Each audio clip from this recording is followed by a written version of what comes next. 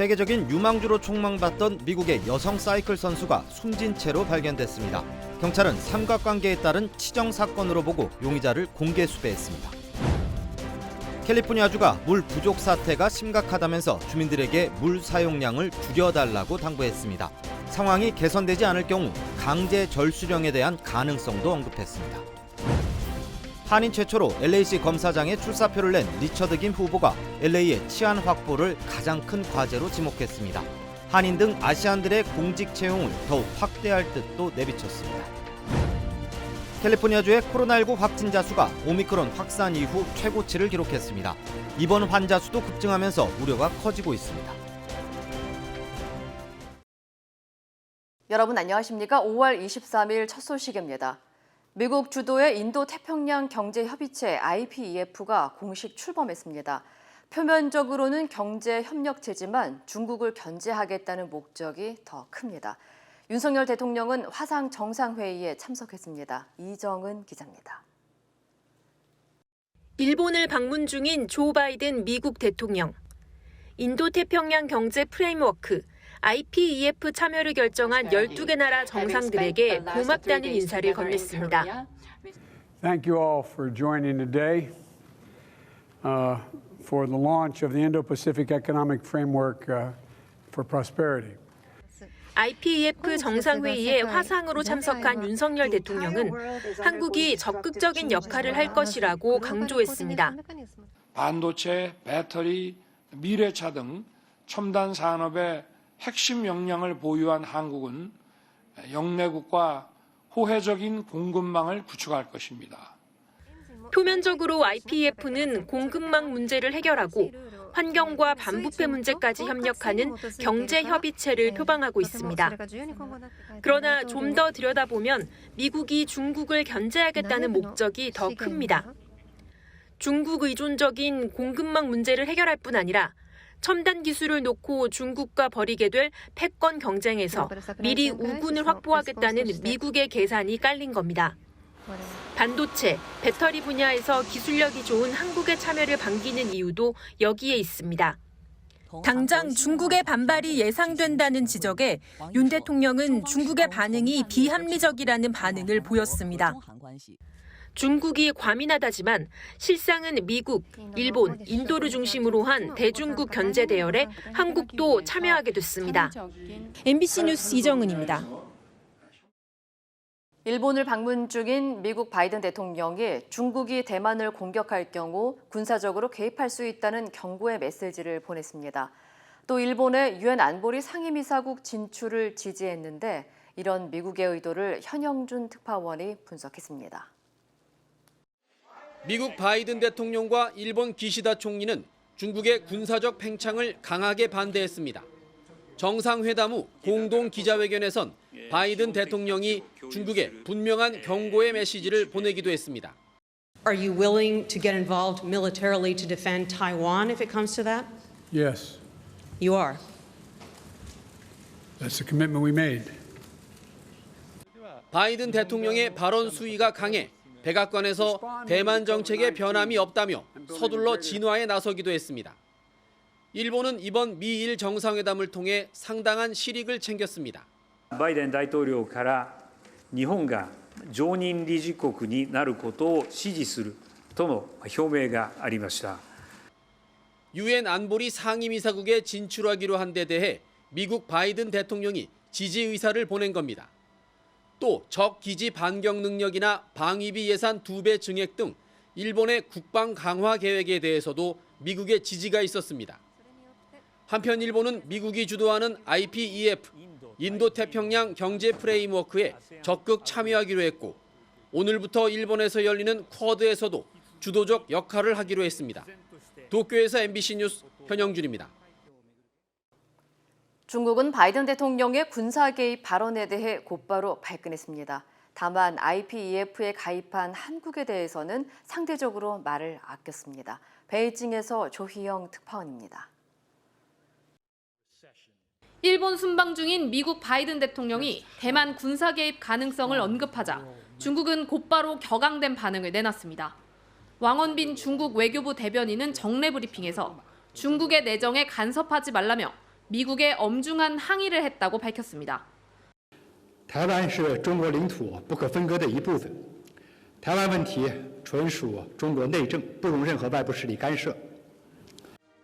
중국 시진핑 주석이 지난 2019년 대만에 대한 무력 통일 방침을 분명히 했기 때문에 이번 바이든 대통령의 발언이 중국 정부로선 실질적인 위협으로 다가왔다는 해석이 나옵니다. 왕 대변인은 하나의 중국 원칙을 지지한 과거 미국과의 협정까지 화면에 띄워 중국은 행동으로 주권을 지킬 것이라며 미국에 경고했습니다. 일본에 대해서도 대만 독립을 지지하는 잘못된 행동을 하지 말라고 목소리를 높였습니다. 미국 주도로 출범한 IPEF에 대해서는 중국을 고립시키려는 목적으로 인도 태평양 지역의 분열을 조장하고 있다며 비판했습니다. 다만 한국의 IPEF 가입에 대해선 비난 대신 수교 30년을 계기로 협력을 더욱 발전시켜야 한다며 톤을 낮췄습니다. 당분간 한국을 자극하기보다 미국, 일본과 분리 대응해 상대적으로 우호적 관계를 유지하겠다는 의도로 보여집니다. 베이징에서 MBC 뉴스 조희영입니다. 미국의 유망한 20대 여성 사이클 선수가 총에 맞아 숨지는 사건이 발생한 가운데 연방수사당국이 30대 여성을 유력한 용의자로 지목하고 수배령을 내렸습니다. 경찰은 총격 희생자와 용의자가 남자 한 명과 사귀면서 삼각관계가 사건의 동기가 됐을 것으로 추정하고 용의자를 쫓고 있습니다. 여준호 기자의 보도입니다. She is snaking through into the finish. This is Mariah Wilson. 전 세계 여성 그래블 바이크 종목에서 최고의 유망주로 꼽히던 25살 애나 모라이어 윌슨. 다가오는 대회를 준비하기 위해 텍사스 오스틴의 친구 집에서 머물고 있던 윌슨은 지난 11일 욕실에서 총에 맞아 숨진 채로 발견됐습니다. 경찰은 윌슨을 살해한 용의자로 최근 캘리포니아주에서 텍사스로 이주한 30대 여성 케이틀린 마리 암스트롱을 지목했습니다. 숨진 윌슨이 지난해 가을 짧은 기간 교제했던 남성의 여자친구입니다. She doesn't have a criminal history. She has a little bit of light involvement in the state of California and came here to Texas and is residing here with her boyfriend. 경찰에 따르면 윌슨이 만났던 남성은 프로사이클리스트 콜린 스트리클런드로 교제 당시 용의자로 지목된 암스트롱과 만남을 이어가고 있었던 것으로 드러났습니다. 이 남성이 이른바 양다리 교제를 한 건데 이 때문에 암스트롱과 헤어졌다 최근 화해했지만 윌슨과의 만남을 계속 이어갔고 이에 대해 암스트롱은 주변인들에게 윌슨을 죽이고 싶다며 여러 차례 분노를 표현했던 것으로 전해졌습니다. 경찰은 사건 현장 인근에서 암스트롱의 차량이 발견된 점과 주변인들의 증언을 토대로 암스트롱을 용의자로 지목하고 수배령을 내렸습니다. 복잡한 삼각관계가 끔찍한 살인까지 이어지는 비극을 초래한 것입니다. Caitlin is driving a black Jeep Grand Cherokee with the Texas license plate LDZ 5608. 경찰은 공개 수배된 암스트롱은 1급 살인 혐의가 적용된 상태라면서 시민들의 적극적인 제보를 당부했습니다. MBC 뉴스 여준호입니다. 캘리포니아주의 유명 해안도로 절벽에서 추락사고로 4명의 사상자가 발생했습니다. LA 카운티 소방국은 오늘 새벽 4시 40분쯤 해돋이 명소로 불리는 팔로스버디스 해안도로에서 남성 2명과 여성 2명이 300피트 절벽 아래로 추락했다는 신고를 받고 출동해 3명을 병원으로 이송했고 1명은 현장에서 숨졌다고 밝혔습니다. 경찰에 따르면 여성이 절벽 아래로 미끄러지기 시작하자 일행 3명이 이 여성을 구조하려다 모두 떨어졌고 한 남성은 끝내 숨진 것으로 파악됐습니다.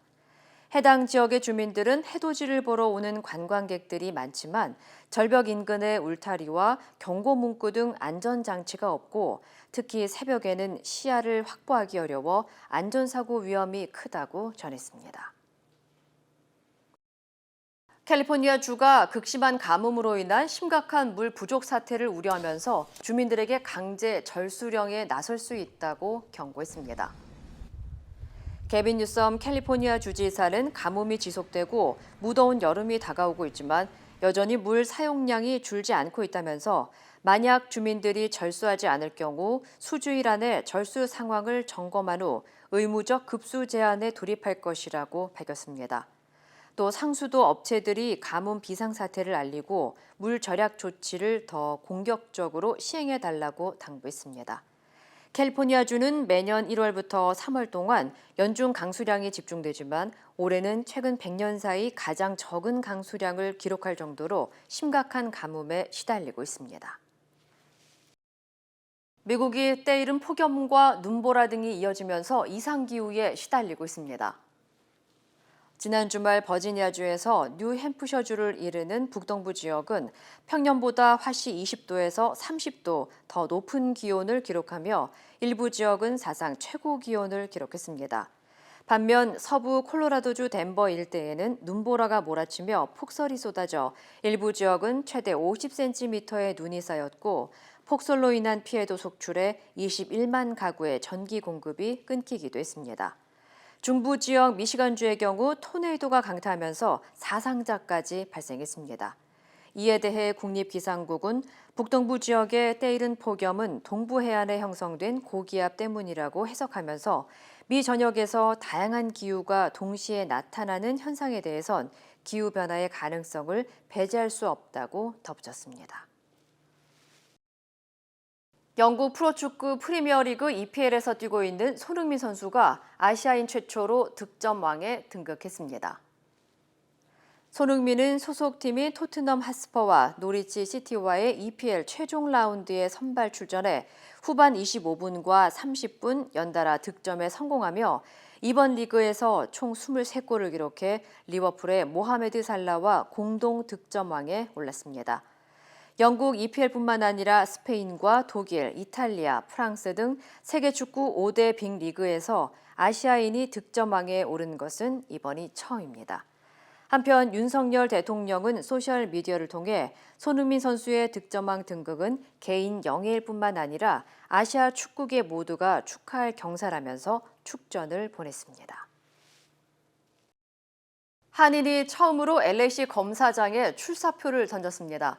LAC에서 20여 년 동안 검사로 활약한 리처드 김 후보는 LAC의 노숙자 문제와 각종 범죄로 불안감이 커지고 있다며 안전한 도시로 만들 것을 약속했는데요.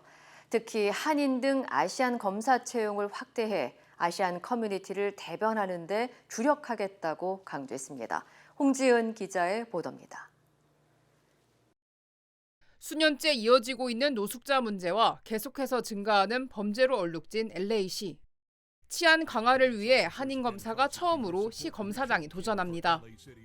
이 사람이 잡혔다 나갔다 하면 이게 그냥 돈만 낭비고 LAC 돈만 낭비고 아무 이렇게 결과 나오는 게 없어요. 그래서 누가 이제 잡혀 들어오면은 우리는 또 우리 나름대로 또 이 사람들이 어떤 도움이 필요한지 다시 이 사람들이 사회에 나와서 이제 제대로 이제 살 수 있게끔 어떤 도움이 필요한지 그거를 아이덴티파이 갖고선 그거를 계속 붙여줘야 돼요. 약물과 정신치료, 직업훈련 등을 지원하는 법적 시스템을 마련해 노숙자들의 사회적 재기를 돕는 것이 골자입니다. 강도와 절도 등 팬데믹 이후 급증하고 있는 범죄에 대한 해결책으로 검사의 기소권 강화를 약속했습니다. 단일화된 범죄 기준이 도시 치안을 악화시키고 있다는 겁니다. 우리가 해야 될 일을 다시 제대로 하고 기소를 해야 되고 그리고서 이제 법원에서 일하는 검사들한테 다시 이제 힘을 줘갖고서 그 사람들이 좋은 판단을 내리게끔 이제 해야죠. LAC 검사 600명 가운데 아시안 검사는 단 20명. 한인 등 아시안 커뮤니티를 대변하기 위한 아시안 검사 채용 확대가 시급한 상황이라고 김 후보는 강조했습니다. LAC 검사장 후보 가운데 유일한 검사 출신인 김 후보는 현실적인 법적 시스템을 마련하겠다는 포부를 밝혔습니다. 우리가 이제 출마해갖고 우리가 스스로 나와서 우리가 이 사무실을 제대로 운영을 하자. 정치는 좀 빼고 어떤 자기 개인적인 이기적인 정치적인 결단 같은 건 이제 그만하고 우리가 진짜 LAC를 위해서 LA를 보호하자. 그런 이제 뜻으로 이제 많은 동료들을 지금 서포트를 받고 있어요. 다음 달 7일 치러지는 예비선거에서 과반 득표를 얻은 득표자가 당선되며 과반 득표자가 없을 경우 최다 득표한 1, 2위 후보가 11월 본선에서 맞붙게 됩니다. 그리고 제가 지금 여기에 지금 막강한 후보가 된 이유도 한인들이 그 펀레이징을 너무 많이 해주시고 많이 서포트를 해주셔갖고 너무 대단히 감사하고 제가 최대한으로 열심히 노력을 하고 선거 때 그리고 이제 검사장이 돼서 또 꼭 그냥 그 한국 사람들을 위해서 최선을 다하겠습니다. MBC 뉴스 홍지은입니다. 다음 달 7일 치러지는 예비선거를 앞두고 캘리포니아주의 유권자 등록이 오늘 일제히 마감됩니다. 만 18세가 되는 미 시민권자는 예비선거에 우편 투표를 행사하기 위해선 오늘까지 유권자 등록을 마쳐야 하며 등록 후 우편 용지를 받으면 다음 달 7일까지 투표지를 우편으로 발송하거나 인근 드랍박스에 넣을 수 있고 투표센터를 직접 방문해 제출해도 됩니다. 오늘 유권자 등록을 하지 못한 주민들은 11일간의 사전투표 기간 동안 LA 카운티 투표센터에서 유권자 등록을 할 수 있습니다. 이번 예비선거에서는 LA 시장과 법무관, 시의원 등이 선출되며 연방 상원, 법무장관과 재무장관 그리고 주요 선출직 선거도 함께 이루어질 예정입니다. 특히 올해 남가주 지역에서 미셸 박스틸, 영킴, 데이빗 킴 등 한인 후보 8명이 주요 선출직에 출마해 한인사회 기대가 높아지고 있습니다. 한편 LA 한인회는 선거일 나흘 전까지 한인들의 유권자 등록과 우편 투표를 돕는 업무를 도울 예정입니다. 캘리포니아주의 코로나19 확진자 수가 오미크론 확산 이후 가장 최고로 급증하면서 당국에 비상이 걸렸습니다. 뉴욕타임즈 통계에 따르면 지난 20일 기준 캘리포니아주의 확진자는 4만 2천 명으로 일주일 전인 2만 2천 명보다 2배 많은 것으로 집계됐으며 입원 환자 수도 같은 기간 동안 3천 명 증가했습니다. 캘리포니아주 당국은 센트럴밸리와 실리콘밸리 지역의 확진자 수 역시 일주일 전보다 2배 증가했고 오렌지 카운티와 벤츄라 카운티도 85% 급증해 재확산 조짐을 보이고 있다고 전했습니다.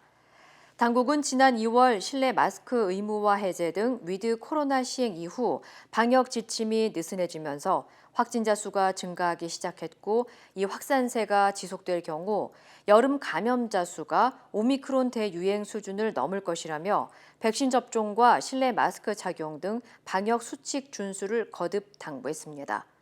전염병 전문가들은 현재 데이터를 분석한 결과 코로나19 확진자 수는 앞으로 몇 주 동안 계속 증가할 것으로 보인다며 개인 방역의 중요성을 강조했습니다.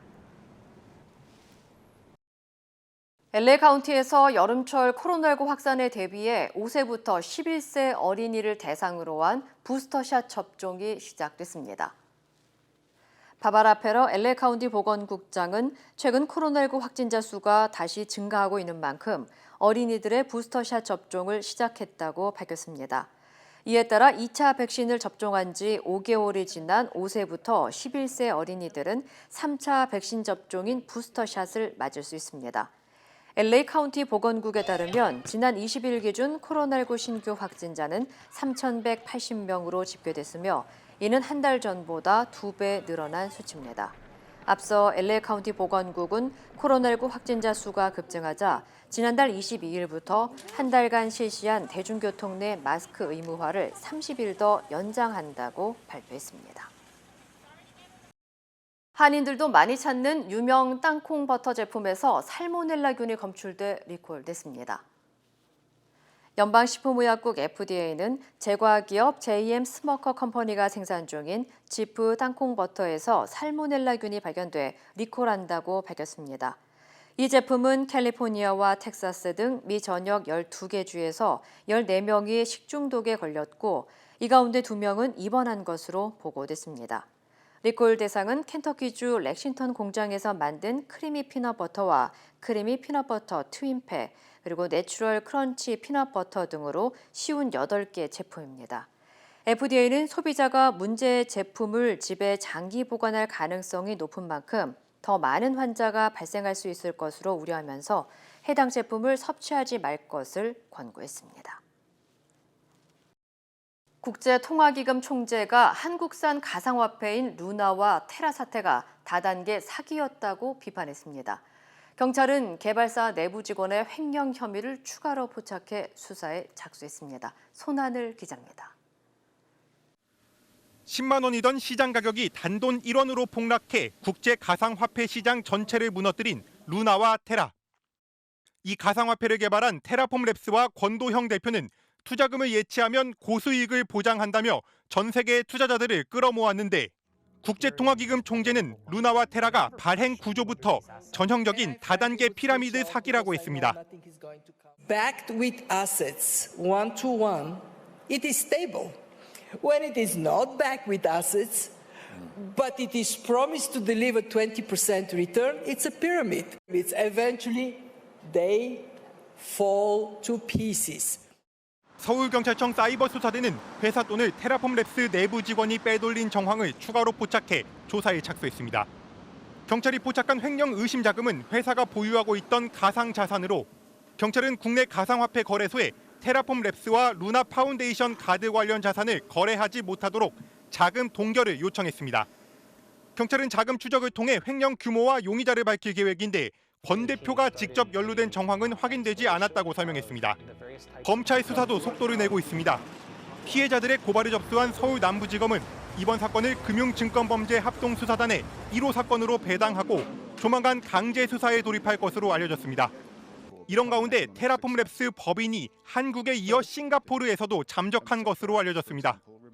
불과 사흘 전까지도 권 대표는 트위터에 본사는 싱가포르에 있고 건재한 상태라고 밝혔는데 한겨레신문과 코인데스크 코리아는 테라폼랩스가 싱가포르 도심 고층 빌딩에서 이미 철수해 행방이 묘연하다고 보도하는 등 의혹이 커지고 있습니다. MBC 뉴스 손하늘입니다. 천연두와 비슷한 바이러스성 질환인 원숭이 두창 감염 사례가 유럽과 북미 지역 등에서 계속 늘고 있어 우려가 커지고 있습니다. 미국 내에서도 추가 사례가 늘어날 것이라는 경고가 나왔는데 백악관은 코로나19와 달리 예방이 가능하다고 강조했습니다. 워싱턴에서 김수진 특파원입니다. 지금까지 원숭이 두창 감염 사례는 유럽과 북미 지역을 중심으로 100여 건이 나왔습니다. 영국에서는 추가로 37건이 확인돼 환자가 50명이 넘었고 스페인에서도 30건 이상 확인됐습니다. 영국 보건당국은 영국에서 이미 지역 감염이 시작된 것으로 보고 있는데 감염자와 접촉한 경우 3주 동안 격리하도록 지침을 내렸습니다. 세계보건기구 WHO는 원숭이 두창이 유럽에서 열린 대규모 파티에서 퍼졌을 가능성을 유력하게 보고 있습니다. 최근 스페인에서는 8만 명이 참석한 게이 축제가 열렸는데 남성 간의 성적 접촉을 통해 급속하게 퍼졌을 가능성이 있다는 겁니다. 그러나 WHO는 원숭이 두창이 40년간 존재했던 질병이라며 백신과 치료법이 있어 충분히 억제할 수 있다고 밝혔습니다. The mutation rate is much lower than for RNA viruses, and so it's a very stable virus. So we don't yet have evidence that there's mutation in the virus itself. 미국 질병통제예방센터 CDC도 공기를 통해 전염되지 않고 밀접한 접촉을 통해 퍼지는 만큼 코로나19와는 다르다고 밝혔습니다. 바이든 대통령은 조심해야 하지만 크게 우려할 필요는 없다고 강조했습니다. I just don't think it rises to the level of the kind of concern that existed with COVID-19 and the smallpox vaccine works for it. So, but I think people should be careful. 미국 NBC 방송에 따르면 미국에서는 지금까지 1명이 원숭이 두창 확진 판정을 받았습니다. 또 의심 사례 4건에 대해서 조사가 진행 중인데 CDC는 미국에서 추가로 환자가 나올 수 있다고 경고했습니다. 워싱턴에서 MBC 뉴스 김수진입니다. 윤석열 대통령이 미국 CNN 방송과의 인터뷰에서 북한을 망하게 할 생각이 없다고 말했습니다. 전술 핵 배치 가능성도 배제했다고 CNN 방송은 전했습니다. 이기주 기자입니다. 윤석열 대통령이 취임 후 처음으로 미국 CNN 방송과 인터뷰를 갖고 북한을 망하게 할 생각이 없다고 강조했습니다. 김정은 위원장이 선택할 문제인데 저는 북한을 망하게 하고 싶은 생각이 전혀 없고 북한이 남한과 함께 이 대한민국과 함께 번영해 나가기를 저는 희망하고 있습니다. 또 남북 대화의 공은 김정은 북한 국무위원장에게 있다고 말했다고 CNN이 전했습니다. 핵을 포기하면 전폭적으로 도와주겠다는 이른바 담대한 계획의 일환이자 대화의 문을 계속 열어놓겠다는 의미로 해석됩니다. CNN은 윤 대통령이 북한의 도발과 충돌을 임시 모면하는 것은 우리 정부가 할 일이 아니라면서 이런 접근 방식은 지난 5년간 이미 실패로 판명됐다고 말했다고 보도했습니다. 문재인 정부와의 차별화를 시도한 것으로 보입니다.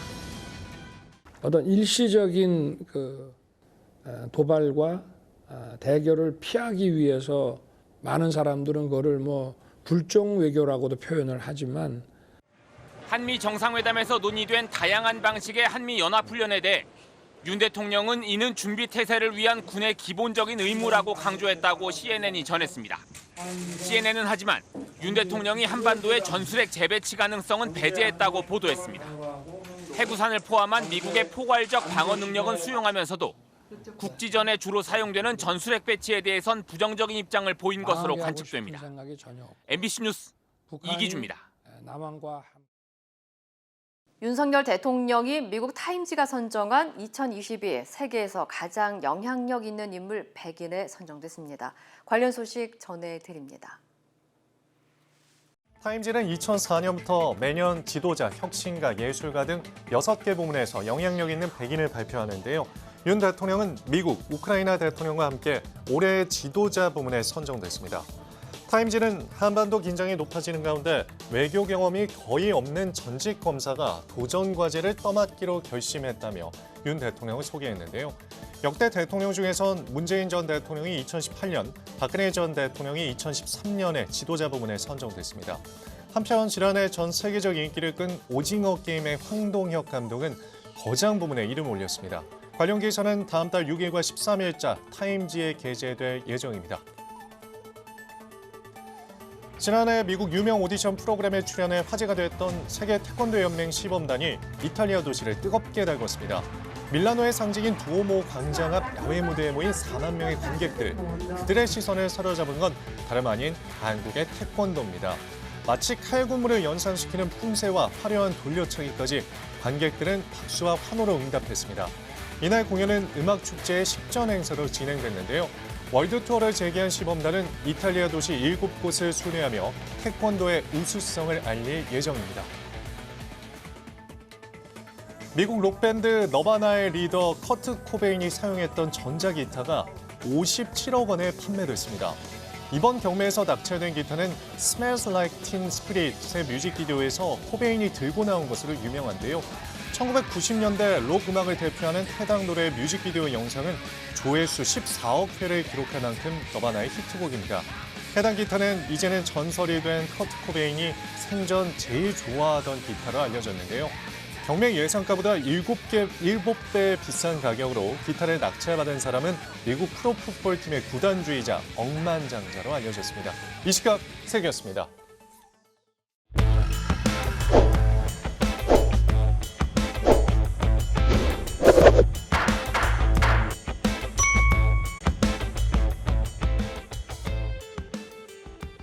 네, 레몬법 절차가 너무 간단하고 쉽습니다.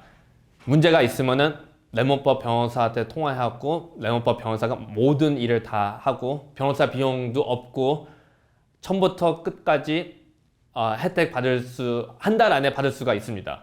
그러니까 변호사가 모든 서류를 자동차 회사에다가 보내고 자동차 회사가 한 달 후에 오케이 손해보상 우리가 5,000불 주겠다 그렇게 나오면은 한 달 후에 돈을 받고 모든 게 그냥 깔끔하게 끝날 수 있습니다.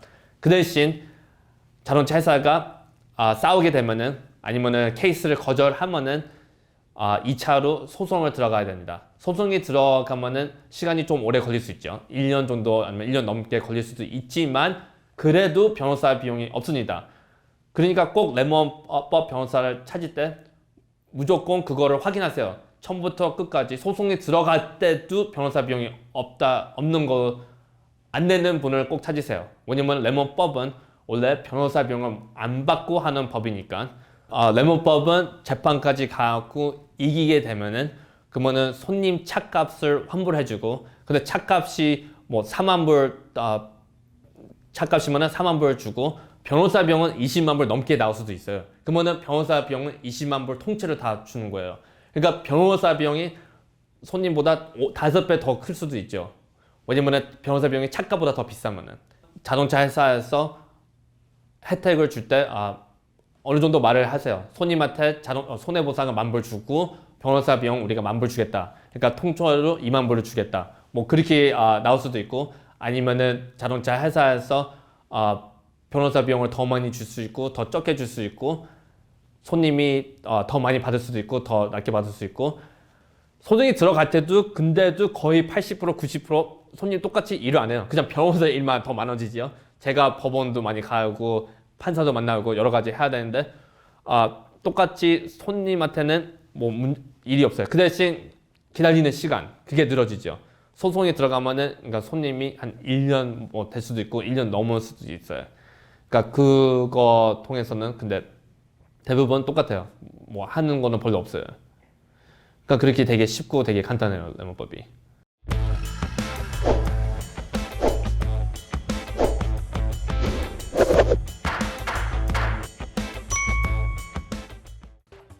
인터넷과 SNS에서 화제가 된 소식들 알아보는 투데이 와글와글입니다. 중국 상하이가 단계적으로 봉쇄를 풀고 있지만 아직도 많은 주민들은 자유로운 출입이 불가능한 상태인데요. 이런 가운데 현재 SNS에 쓰레기통을 뒤져서 먹을거리를 찾으려는 주민의 사연이 공개됐습니다. 생고기가 빨랫줄에 줄줄이 널려 있고 한쪽에는 쇠꼬챙이에 꽂힌 고기도 보이는데요. 햇볕과 바람에 말라가는 이 고기들은 모두 썩은 고기입니다. 논란의 장면은 지난 20일 중국 상하이 푸토구에서 포착됐는데요.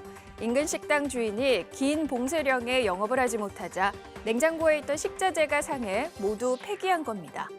그런데 이 지역에서 일하는 배관공이 일행과 함께 근처를 지나다가 대형 쓰레기통에서 무게 200kg에 달하는 이 생고기를 발견한 겁니다. 썩은 고기라도 한동안 배부르게 먹을 생각에 들뜬이들 문제의 고기를 물에 씻어 말리는 과정을 영상으로 촬영해 올려 온라인에 퍼진 건데요. 이 사연의 현지 누리꾼들은 상하이에 먹을거리가 여전히 부족하다는 게 사실인 것 같다라는 반응입니다. 눈만 겨우 내놓은 채 마스크로 코와 입 등 얼굴을 가리고 뉴스를 진행하는 아프가니스탄 여성 진행자들. 재집권한 탈레반 당국이 지난 19일 TV에 나오는 여성들은 모두 얼굴을 가리라고 지시했기 때문인데요. 이전까지 아프간 TV 여성 진행자들은 머리와 목 등만 가리는 스카프를 착용하고 방송을 해왔습니다. 탈레반의 이 같은 조치에 현지 방송인들은 반발했는데요. 한 여성 진행자는 탈레반이 마스크 착용을 강요했지만 목소리로 투쟁해 나가겠다는 의사를 밝혔습니다. 탈레반 지시에 반발해 남성 앵커들도 연대 시위에 나섰는데요. 아프가니스탄 뉴스 채널인 톨로뉴스와 원TV 등의 남자 진행자들은 마스크로 얼굴을 가리고 카메라 앞에 섰습니다. 중국 작가 위화의 대표 소설인 허삼관 매혈기는 가족을 위해 피를 팔아서 돈을 버는 한 남자의 고단한 일생을 그린 작품인데요. 요즘 미국에서도 생계 유지를 위해서 피를 뽑아 파는 사람이 있습니다. 믿기지 않는 사연의 주인공은 미국 뉴올리언스에서 특수교사로 일하는 크리스티나 실. 1년 연봉이 $54,000, 우리 돈 6,800만 원을 벌지만 홀로 2 자녀를 키우면서 최근 물가 상승이 부담이 됐습니다. 월급은 그대로인데 집세와 전기요금 등 고정적으로 나가는 생활비가 죄다 오르고 신용카드 빚까지 불어나자 결국 혈장 판매에 나선 건데요. 그렇게 주 2회 피를 뽑아 한 달에 최대 $500, 우리 돈으로 약 63만 원을 벌었습니다. 피 파는 일은 간단치 않았는데요. 어느 날부터 심장이 뛰거나 기침이 나고 복통이 시작되는 부작용에 수술 위기에 놓인 겁니다. 하지만 비용 때문에 치료를 포기했다는 실씨. 자신의 피를 팔아 생계를 유지하지만 건강을 잃어가는 현실에 누리꾼들의 위로가 쏟아졌습니다. 스마트폰의 편한 조작 방법 때문에 미국 텍사스주에 사는 세 아이의 엄마인 켈리는 당황스러운 경험을 했다는데요. 무려 31개의 햄버거가 집 앞에 배달됐기 때문입니다. 범인은 바로 2살 배기 아들. 여느 때처럼 엄마의 휴대전화로 사진을 찍고 놀다가 배달앱으로 11만 원 상당의 치즈버거를 주문하고 배달기사에겐 팁도 챙겨줬다는데요. 결국 처치곤란이 된 치즈버거를 무료 나눔한다는 글을 SNS에 올린 켈리 씨. 웃지 못할 사연이 화제가 되면서 그녀의 가족은 패스트푸드 업체의 행사에까지 초대됐습니다. 치즈버거를 좋아하는 아들 덕분에 진땀을 흘렸지만 훗날 함께 이야기할 수 있는 추억거리를 만들었네요. 이번에는 자메이카의 한 동물원으로 가볼까요? 철장 안으로 손가락을 넣어서 사자를 쓰다듬는 사육사. 신경이 예민해진 사자가 날카로운 이빨을 드러내며 으르렁대는데요. 이런 사자의 경고에도 계속 장난을 치는 남성. 아니나 다를까 사자가 덥석 그의 손을 물어버립니다. 잠자코 있는 사자를 건드린 사육사는 손가락이 절단되는 부상을 입었고 당국은 조사에 나섰는데요. 아무리 장난이라도 동물들을 자극해선 안 되겠죠? 투데이 와글와글이었습니다.